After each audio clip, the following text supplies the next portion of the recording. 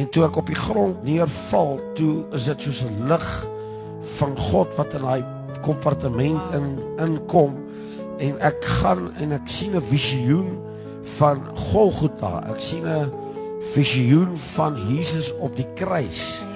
En hy hang op die kruis. Ek sien dit duidelik, maar ek sien op sy gesig die passie wat hy het vir my en vir jou. Ek kan dit ervaar, maar is 'n krag wat uit hom uitkom.